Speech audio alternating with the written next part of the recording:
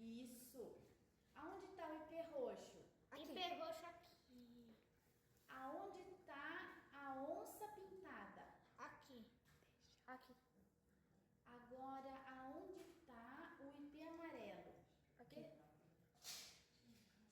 Aonde está o tuiuiu? Isso. Aonde está o rio Paraguai? Aqui.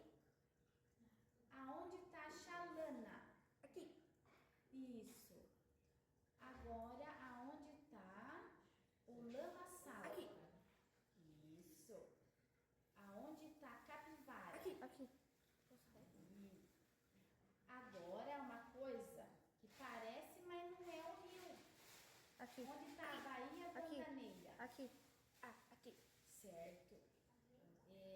De novo, aonde está a mata ciliar? Aqui.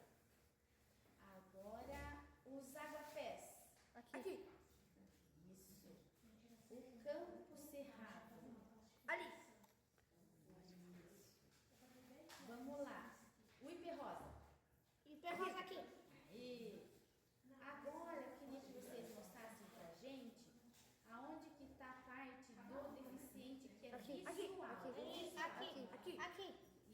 Aqui. E o deficiente que é de cadeirante? Aqui.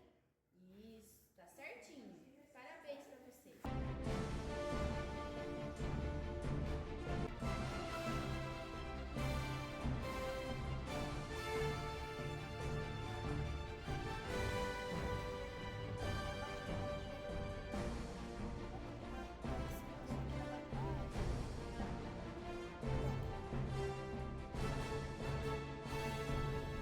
A maquete está concluída para apresentação amanhã, dia 19 de 6.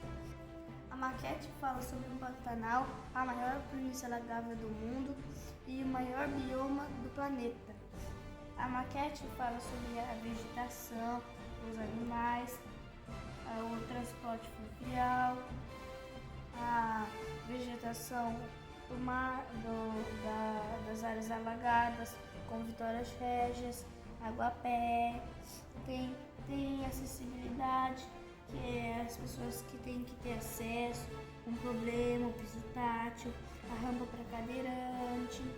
Tem também a parte do lamaçal, que as capivaras servem para refrescar, o rio Paraguai, que é a maior fonte de abastecimento e é muito importante, a mata ciliar, que ajuda nas bordas dos rios, e também tem a xalana, as árvores como manduvi, que é muito boa, porque ela é tipo que a mãe, que ela ajuda e faz nidificação com os outros animais, ipê roxo, ipê amarelo, ipê rosa pela beleza, o campo cerrado aqui, os arbustos, a onça, a maior predadora do Pantanal, e as pessoas que vêm aqui.